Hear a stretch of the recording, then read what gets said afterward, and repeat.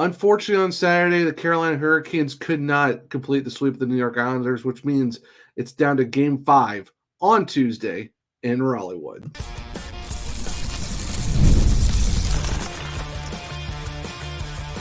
You're Locked On Hurricanes, your daily podcast on the Carolina Hurricanes, part of the Locked On Podcast Network, your team every day. Welcome to a Monday edition of Locked On Hurricanes, your team every day, part of the Locked On Podcast Network. Thank you to the Everydayer for making this your first listen 5 days a week, Monday through Friday, talking everything about your Carolina Hurricanes. I'm your host, Zach Martin. I am the Carolina Hurricanes beat writer over at the Hockey Writers. I am also the co-host of the Surgecast, which is another Carolina Hurricanes podcast, and of course, all my duties here at Locked On Hurricanes. It's super excited to bring you a Monday edition of the show, which we're going to go over some thoughts from Game 4 on Saturday back on Long Island. Also going to talk about the recent call of Ryan Suzuki over the weekend as another black ace for the team, and also going to be going over some notes and news from Sunday's presser with Rod Brind'Amour in terms of what we're looking for to on Tuesday in Game 5. But before we get into all of that, today's episode is brought to you by Monopoly Go. I admit it, I have a competitive side, and is a big fan of Monopoly Go, the mobile hit twist on classic Monopoly. So join your friends and download Monopoly Go, now free on the App Store or Google Play. Like I said, today's episode is going to kind of just going over some general thoughts of what happened in Game 4 and just everything that went into that. So the Hurricanes, looking to complete the series sweep on Saturday on Long Island after, winning the first 3 games of the series, and then unfortunately didn't really get it done. The Hurricanes did score 2 goals in the game. Seth, Jarvis on the power play. I mean, tell me if you've heard that story before. And also Steph Noesen scored the second goal, which, I mean, at this point, it's like death taxes, and Steph Noesen gets, a net front presence goal, because that's just how elite he is in front of the net. But unfortunately, Matt Barzal does score twice, which includes the game winner in double overtime. So we had some extra hockey on Saturday afternoon, which luckily it wasn't how it was back in the first round of the Eastern Conference Final last season, where I wanted to quadruple overtime. But definitely interesting when, I'm at work, not getting done until 5:30. The game starts at 2 o'clock, and it doesn't end until basically like 20 minutes before I leave. So that tells you it was a really long game, for the fact that the good back part of my shift was listening to the game on the radio with, Mike Mazzagacco and Trip Tracy. But yeah, Matt Barzal does score twice, gets his first 2 goals of the series, which is interesting to think about too, when you look at the fact that him and, Bo Horvat and Noah Dobson all combined for 1 point in the first 3 games. And then, Matt Barzal does score 2 goals in that game. JG Pageau also scores in that game as well to give the Islanders their first lead of the series. But, at least the Hurricanes were, in it for the most part, getting that. Like I said, Steph Noesen does tie the game up in the third period to force overtime. Unfortunately, it just didn't really work out for the Hurricanes in that way. Sweep wasn't completed. Couldn't bust out the brooms, but all in all, it was an interesting game, through and through. It's just, you kind of wish the how it was going, you wouldn't want to try to end that early, but it's a tough game, because just how the first 3 went. Like, yeah, they were all close games. Yeah, there was a lot of comebacks involved in some of those, but you were thinking, okay, the Hurricanes are up, and the Islanders got a 2-1 lead. The Hurricanes tie it late, force overtime. You think there'd be a little bit of extra magic, in the first overtime game of the series. Doesn't really go your way. Frederik Andersen, what more can you say of him? More great saves, goals that you really can't put any blame on him for any of the goals. It's just, just you have to give credit where credit's due to the Islanders. They did some good shots, and they win the game and force it to Game 5 back in Carolina on Friday. Which, I mean, in all, you really can't be too upset about that, because you're back at home in front of the fans. You hopefully try to end the series then. You get a storm surge, you advance to the second round to face whoever you get in the second round and stuff like that. So it will be interesting to see what happens with how the other series with the Rangers and the Capitals go.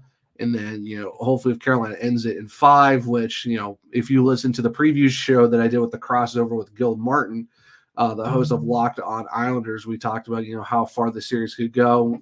Gil said 6. I said 5. So technically my Carolina Hurricanes in 5 pick is still looking pretty good if they can do it on Tuesday. I would totally fine with a sweep. You'll take it any day of the week. But, if the Hurricanes do it in 5, then, hey, can't be too upset about that.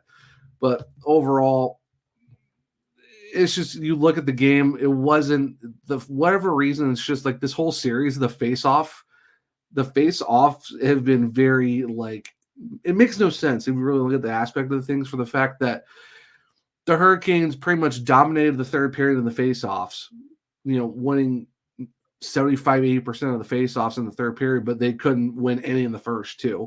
And it seems like the whole series overall, not just in game 4, is the Hurricanes get kicked out of so many face-offs.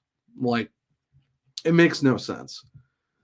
It's outside of the referees doing these pump fakes on these face-offs, and then, the Hurricanes are jumping early, and then they're getting tossed out, but the Islanders aren't getting tossed very much. So it's it just seems like the Islanders are at will, winning almost every face-off. And, as a fan and just as the Hurricanes, it's got to be frustrating to see something like that, where it's every single time you try to do anything on the face-offs, you're getting kicked out almost every single time. So that was very frustrating, especially in the whole series, but especially in game 4. And it's still weird how you look at the back end of it and the Hurricanes just go and win it. They start doing it in the third period and it's no big issue, but it's where was that for the whole game? Where's that been for the whole series? So it's, and that with the Islanders, they're going to come out and try to do everything they can. It's an elimination game, backs against the wall. They were going to come out like they did in game 3, trying to, put their, dominate their will, try to, do anything they can to, keep the series going and stuff like that. And the old saying, it's always the last game is the hardest to win. It's always that 4th game. That 4th one is always the toughest to get, and that's just how it is, because it's very, very hard, in my opinion, to get sweeps in the playoffs, especially in hockey. Hockey sweeps are very tough unless you get very lucky to get the puck luck. Your team is flying, you're doing everything you can, you're playing perfect hockey, special teams is going good, you get great goaltending and stuff like that. It just works in your favor. So that's why you don't see a lot of people picking sweeps, no matter if it's teams that are, coming into the playoffs and they're very bad, or teams are coming in, they're very hot. It just depends, because you saw last year, everyone thought the Bruins were going to take care of the Panthers in round 1, and the Panthers came out and shocked the world and beat them. Same thing with the Blue Jackets. They come in and shock the world against the Tampa Bay Lightning. You don't see it happening very much, where sweeps are just normal. They do happen, but it's not a lot. And yeah, the Islanders, points wise, were 20 less than the Hurricanes, but it's the Islanders. They just always find a way to stay consistent, even if it's not the high end consistency. They still find a way to make the playoffs, and they are. Yeah, the first 3 games, they did blow some leads, but it's not a bad team. You still make the playoffs. Granted, yes, other teams also played bad to lose spots, but they just ask how you get in, and they got in because they played hockey, and that's just it is. But in terms of the Hurricanes, they, like I said, got to lead with Seth Jarvis, another power play goal. Tell me if you heard that story before, because that's just what Seth Jarvis does. He just knows how to keep scoring, and that's just where he's at, with the fact that it's him. It's just Seth Jarvis. He's inevitable, and that's just all he really knows how to do is score power play goals. Like I said, he got 10 in the regular season. He's got more in the playoffs. What more can you really ask of him? And Frederik Andersen played a great game. Like I said, none of the goals you can really blame on him. He did his job. He kept the team in the game. A lot of key saves when they need it, and unfortunately you lose in double overtime. Other than that, there's really not much you can say about Frederik Andersen's game. Yeah, the defense, they played well for the most part. It's just unfortunately Matt Barzal just had the game where he scored 2 goals and the Islanders win in double overtime. JG Pajot scores on the power play for them, and the Hurricanes power play. They did the job too. They scored a goal, so it's one of those back. It's not a series backbreaker. It's just it stinks when you have a loss like that where you've been playing good for the first 3 games. You have a chance to sweep it. Unfortunately, you don't, but there is a game 5. You still have a 3-1 series lead. You can go home on Tuesday and end the series there. End it in 5. Take a quick couple days off and get ready for round 2. But I guess there's not a lot of blame you can put onto this game. It's just the faceoffs could have gotten better for sure. You could definitely had some better faceoffs, but of course it makes you think of just how the fact that as a lot of Hurricanes players get tossed out of a lot more faceoffs than the Islanders players do, and especially with how the refs have been with the last couple of years with all these pump fakes, fake drops on the faceoff. It's getting ridiculous now. It's getting way over. It's getting overdone. It's not the ref show. We're not here to watch you try to fake out the guys on the faceoff drop. Just drop the puck and let's go.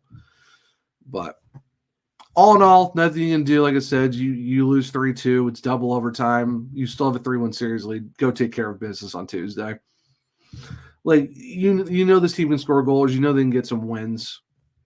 All it is, you get back, you watch the video, see what you need to work on, enjoy, having the Sunday and Monday off, get ready for Tuesday. You got the practices as well. You don't have games on Sunday, Monday, but you have a couple practices. Just go through those, watch the video, and get ready for Tuesday. Come out on Tuesday night in front of the loudest barn in the NHL and just get the job done. That's all you can really do. So we're going to talk about Ryan Suzuki and his recent call-up from the Springfield Thunderbirds and all that. We'll do that right here in a second on a Monday edition of Locked On Hurricanes.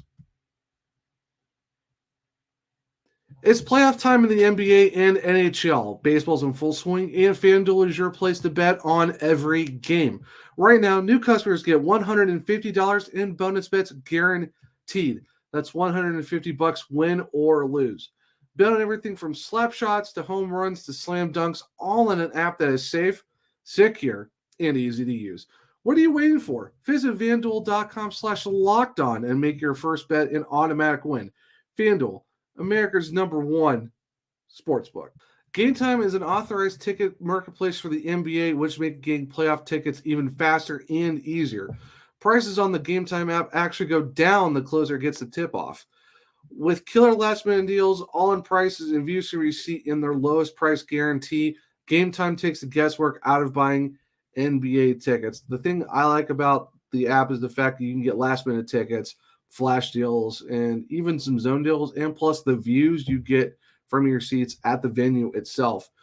With last-minute deals, you can save up to 60% off buying last minutes for sports, concerts, comedies, theaters, and even more. Even with the flash deals, you save more with exclusive in-app deals on select seats ahead of the game or event. And if you want to look at their zone deals, you can save even more when you choose a section and you let Game Time choose the seats for you. And talking about your seat views, you get the panoramic view from your seat in the app before you buy, so you can know what you're going to be looking at before you buy your tickets. Any of them with the lowest price guarantee, you get that, or Game Time will credit you 110% of the difference. Take the guesswork out of buying NBA tickets with Game Time. Download the Game Time app, create an account, and use code LOCKEDONNHL for $20 off your first purchase. Terms apply. Again, create an account and redeem code LOCKEDONNHL. That's LOCKEDONNHL for $20 off. Download Game Time today. Last minute tickets, lowest prices guaranteed. Welcome back to a segment 2 of Locked On Hurricanes, your team every day. So over the weekend, the Carolina Hurricanes made another call-up for their Black Aces squad as they recalled Ryan Suzuki from the Springfield Thunderbirds, where he was loaned out to them over the season in the American Hockey League. And with the Springfield Thunderbirds this year, Ryan Suzuki had 30 points. He scored 14 goals and had 16 assists in 51 games for the Thunderbirds, which was a new career high in terms of games played in goals. So it's really great to see from Ryan for the fact that he was able to play in 51 games and also score 14 goals in the process. Because unfortunately for him, he's had some injury issues over the last few years, especially for the fact that you look at him being the 28th overall pick for the Hurricanes back in the 2019 NHL draft. It's one of those things where you really want to see him thrive. You want to see him play games. You want to see him get time. And it's just over the last couple of years, he's dealt with wrist injuries, concussions, ankles. It's just anything you can think of, he's had an injury for. And it's just, you hate to see it for a guy who's only 22 and hasn't really had a chance to show his full potential and just been riddled with injuries. Like coming even into, training camp, earlier before the 23-24 season even started, you thought, okay, he might have a shot on the team, depending on, how the roster was shaken out and stuff like that. It was like him and at the time Vasily Ponomarev thought they were going to have a shot of getting him on the team as well. And unfortunately for those two guys, they get hurt at different times. Vasily Ponomarev is out even before training camp and even preseason games even start. Ryan Suzuki gets hurt like basically into the last week of preseason games, and now he missed some time. Even Ponomarev missed time. Of course, Ponomarev is with the Pittsburgh Penguins organization, but with Ryan, he got hurt, had to miss some time, got reassigned to Springfield with Dylan Coughlin, and those two guys played the whole season down in the American League, and luckily I was able to see them both play down there in Charlotte when they played the Checkers, the Charlotte Checkers of the AHL, which is the Florida Panthers affiliate. Just proxy of where I'm at. And of course, that was my beat for the Caller Times at the time. So it was good to at least see some Hurricanes prospects, play in person. Very unique and different for the fact that that the Springfield Thunderbirds are the St. Louis Blues affiliate. But of course, to the Hurricanes not having an affiliate this year, thanks to the Chicago Wolves want to go independent. Of course, we know how that worked out for them. Being independent doesn't really work out too much. So there you go. That's how they missed the playoffs. But like I said, overall, just being able to see, Hurricanes prospects in terms of Coughlin and Ryan Suzuki was good to see. They both played really well in that game against the Checkers. They both got a goal and a couple assists each. And overall, it's good to see him get some ice time. It's good, the fact that he was able to play over 50 games. Yeah, of course, it's not the full 72 that you would love to see him play in the American League, but at least he still got some time. Did put up some points. You'll take that. You'll take the points that he can get, and hopefully, that's something to build on, and just see where it goes for him.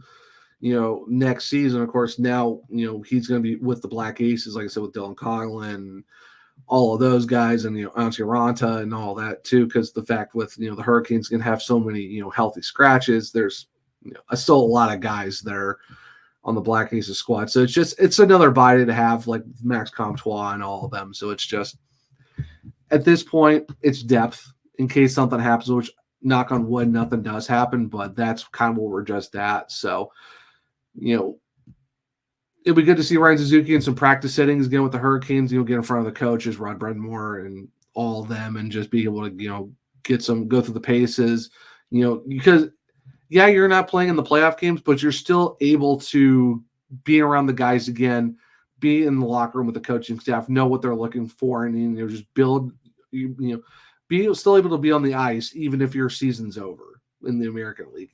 You're still on the ice, you're still getting some practice, and you're in front of the coaches, you're still learning the system, even more so in the fact that it kind of builds you the confidence that you need to going into into next season and training camp and stuff like that. You're not just going home and sitting and conditioning and doing everything else you're doing at home or taking a break.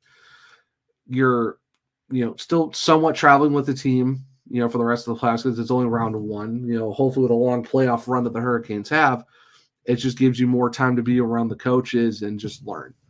So at least it's good to see Ryan Suzuki back with the team in some aspect and still being able to learn and build and grow in his game and stuff like that. So I would not suspect him to be playing any games this playoffs, just like how he said it with Coughlin and Ronta, unless something happens, which, like I said, knock on wood, nothing does. But I would just not expect him to be there anytime soon. It's just we're just trying to keep up with all the roster updates and stuff like that because a lot of things are still moving and grooving, off the ice, especially, like I said, with the confirmation of Jesper Foss missing the rest of the playoffs, which we already kind of knew about.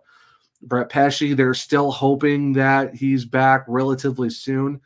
They're still thinking it's probably not going to be until round 2, but he might come back sooner. It just depends. But right now, tentative timeline, still probably round 2 by the time we get Brett Pesce back, if anything. Like I said, Jesper Foss is out, and that's pretty much it in terms of just roster updates and roster news.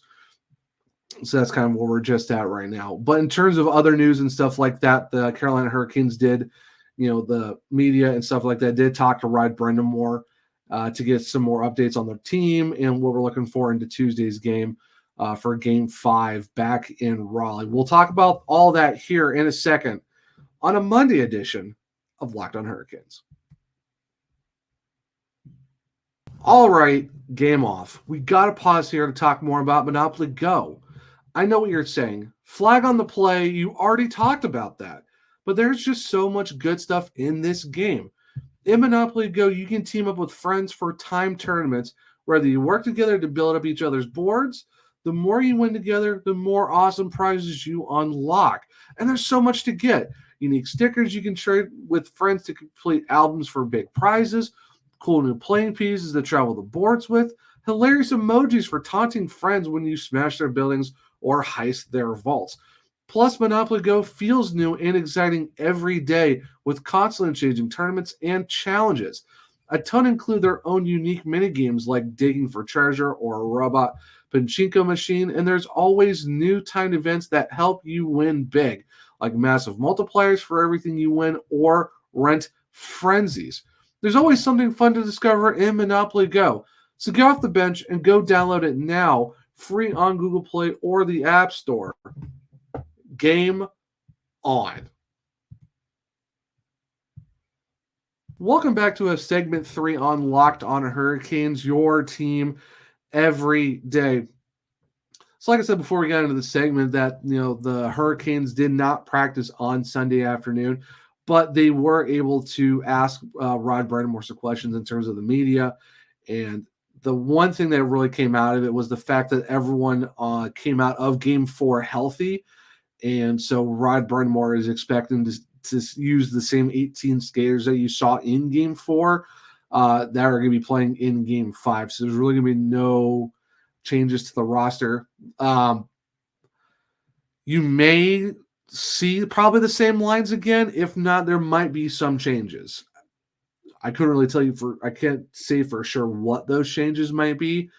You could probably see maybe a difference in some wingers might change some spots, like maybe Seth Jarvis or Andrei Svechnikov might switch some spots, or maybe you have Jack Drury and Jesperi Kotkaniemi switching spots. But I mean, Jesperi Kotkaniemi's been playing well as that second line center, with Martin Nietzsche's and Teuvo Teravainen. So like I said, there might be a couple lineup switches in terms of where guys might fit within the lines, but I don't really it looks like no one's really coming out. And also too, for the fact that the defensive pairings are all going to be the same. And I thought the defensive pairings have been playing really well, ever since, unfortunately, since Brett got hurt. I thought the defensive pairings, Slavin Burns, Shea D'Angelo, and even Orlov Sheffield, they've been playing well together. I mean, all in all, the defense has made some good plays, proper sticks at the right time, when, playing solid defensive hockey, despite a couple breakdowns here and there. But overall, I mean, the defense has been playing well. The forward core has been playing good. It's just, like I said, the Hurricanes had a chance to sweep. Didn't happen, but there's not really anyone you can point to and be like, okay, this guy's had some problems. He hasn't really been great this series. I thought overall, every guy's been playing well. The big boys have stepped up, and Sebastian Aho, Seth Jarvis has scored goals. Teuvo Teravainen's coming clutch. Steph Nason scored for some depth. Andrei Svechnikov's got 4 assists. Jay Gensel's got an empty net goal. So, I mean, the big boys are scoring.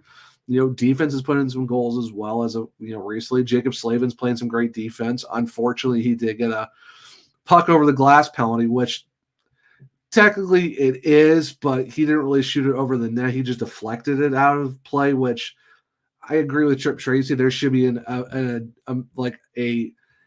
the guy's batting the puck out of the air to stop a chance for the opposition, I don't think that should be a penalty if it accidentally goes out on a deflection. But by definition, it is a penalty. But I think there should be a change to that. But of course, that's like the type of penalty Jacob Slavin gets. It's delay of game, puck over the glass, and that's really about it. But even Tony DeAngelo, I'll say it. He's had a couple good moments on defense. Give credit where credit's due. He's played some good defense here and there. Has carried some chances as well. And like I said, Orlov scored a goal. Chatfield's been playing like how he has been all season. Chatfield's been really good. So it's just one of those things where, you really can't. There's no one you can really say has had a bad series. Everyone's been playing good for the most part. Like I said, you're up 3-1, so there's nothing you can really say about that. But also, Rod Brind'Amour said he is anticipating that Frederik Andersen will be available again on Tuesday for Game 5.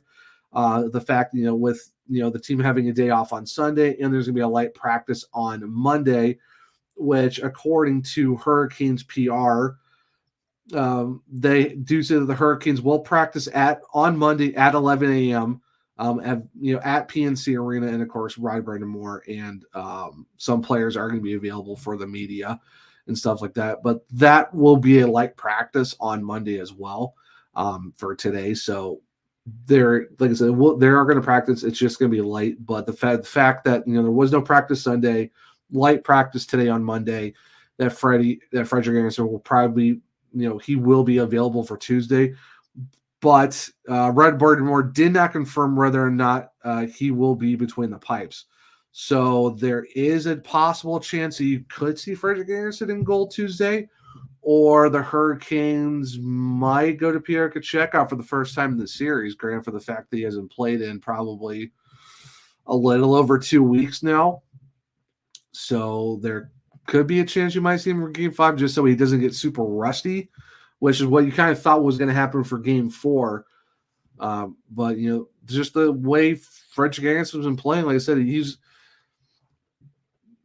Saturday's game was the most goals he's only given up, 3 goals twice, and that's over a span of, multiple periods. And, Andersen's been playing really well, so I wouldn't be surprised if he's in net or they finally may go to Piotr. So it's up in the air right now. But at least we know Frederik Andersen will be available. It's just, will Rod Brind'Amour go with him? So that's kind of all we really know in terms of that. But like I said, the team will practice on Monday morning. It's going to be light. So that's kind of what we're looking at in terms of just updates from the non-practice day for the Hurricanes, and the fact that you're going to see all 18 guys from Saturday who did start in the game for the Skaters will be back in for Tuesday's Game 5 against the New York Islanders. But that will wrap up this Monday episode of the show. Thank you, like I said, to the Everydayer for making this your first listen of the day. I've been, I'm glad everyone's really been enjoying the show. I've been, wanting to try to make this interactive with everyone. So if you want to get interactive with me, make sure to follow me on Twitter at OneTrueZach.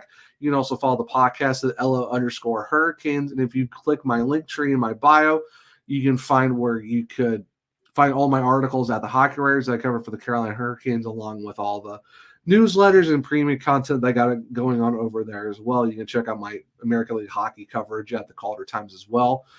And you can also find where you can listen and watch my other podcast, The Surge Cast, which is more like a once a week type show.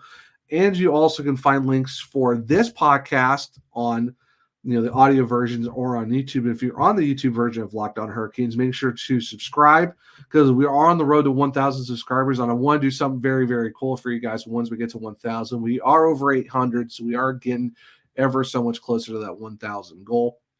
Also, make sure to hit the bell notification so you don't miss any new videos that I do drop. Make sure to hit the thumbs up button, and also share with all their fellow Caniacs, and hopefully they become everydayers just like you as well.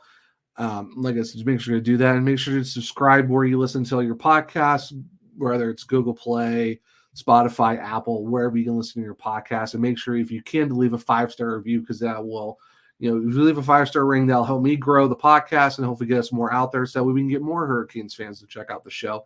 And if you leave along with that 5-star rating, if you leave a review, I might just read it on the podcast. But like I said, everyone, thank you for listening to this Monday edition of the show. Hope everyone has a great rest of your Monday. And until next time, let's go Canes.